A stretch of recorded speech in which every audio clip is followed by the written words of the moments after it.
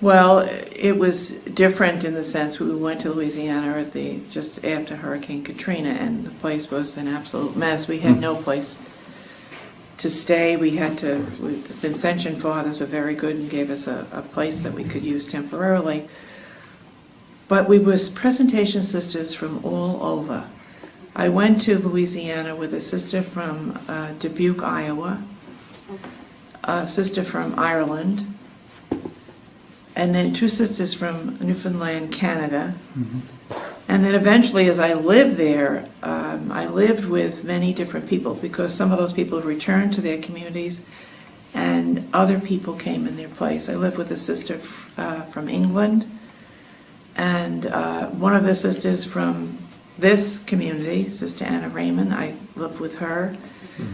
And we had a wonderful sense of what Presentation International is about. Even though it was small, there were only 5 of us at the most. It was an experience, and we were all the same, even though we were from all over. It was privileged to work with the poor, those who had nothing.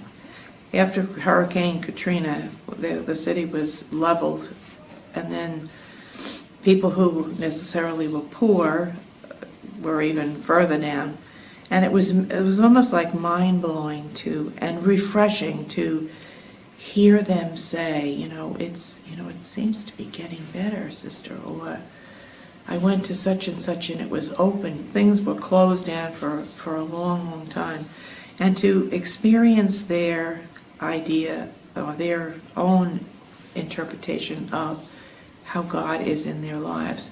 They have nothing. I mean, most of them had, the shirt and the pants they had on their back.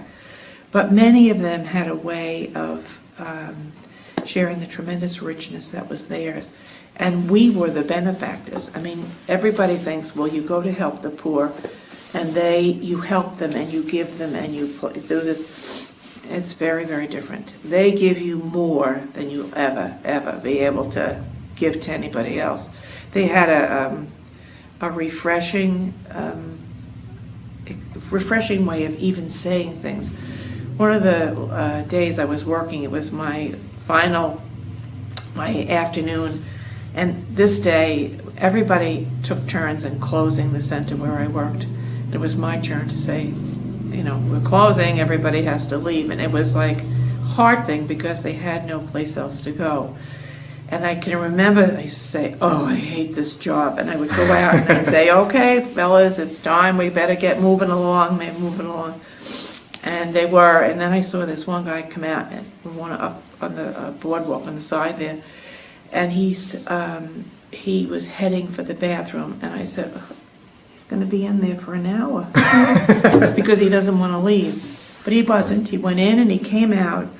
And he came along down the pathway going out, and I was there with the key.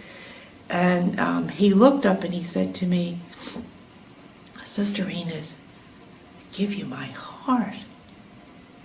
I no more expected. I thought he was going to say, we have to leave now. He said to me, I give you my heart. And I think you learn from these people, all the people that you work with, that's what we have to give away. You have to give away your heart. And when he said that to me, I said, well, that was a good lesson for the day. And he went out on his way down the street, and I closed the door behind him. But I had gotten something kind of inside of me.